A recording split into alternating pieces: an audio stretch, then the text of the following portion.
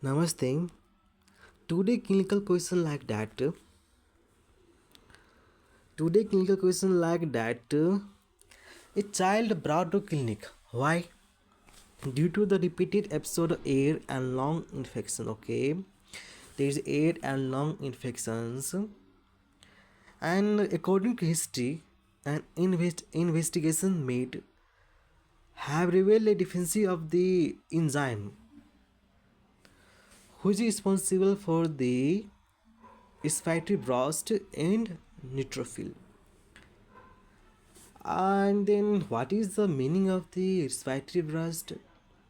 Respiratory burst is a phagocytic process which is done by the inflammatory cells like neutrophil, eosinophil, macrophage, and monocytes. During phagocytic process, that kills the catalase positive bacteria. Okay, that kills the catalase positive bacteria. This is a respiratory burst which occur in the inflammatory cells like neutrophils. Okay.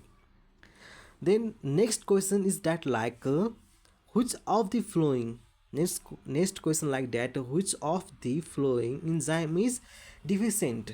Then option like that catalase. Okay. Option like that catalase, NADPase oxidase, superoxide dismutase, and myeloperoxidase. There are four options. Then I already done these questions in previously.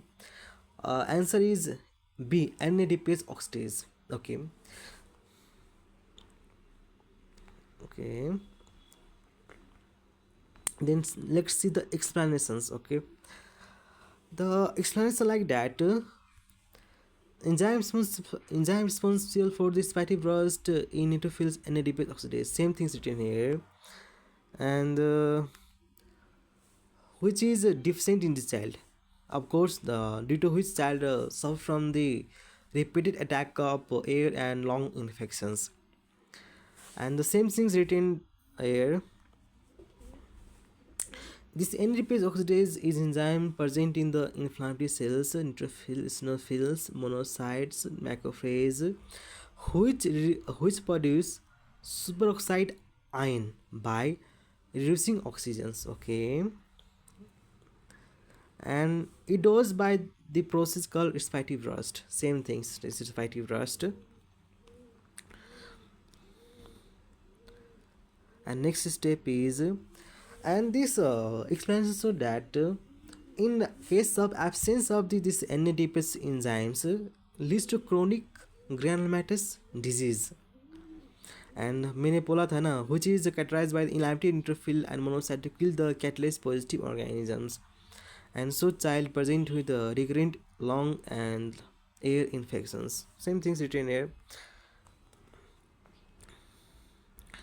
And this is a multiple source of oxygen radicals in our body which will be not be interesting, so that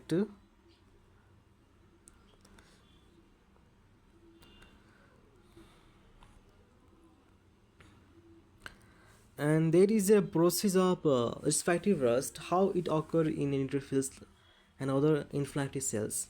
Then first oxygen is converted to oxide ions in the presence of the enzyme called NADPase oxidase. We can see there is NADPase oxidase. Okay, this is oxygen and convert oxide ions in the presence of enzymes. Then these oxide ions reduced into the hydrogen peroxide in the presence of superoxide dismutase. Then next step is after that this hydrogen peroxide into HClO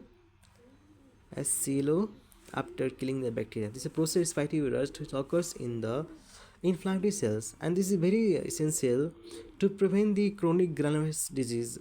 If absence of this process, then persons suffer from the chronic granulomatous disease, as also child suffer from this long and frequent attack of air infections. We can see that in the questions. Okay, and it can be X-linked or autosomal recessive. This is not needed. And how can you diagnose this chronic granular disease?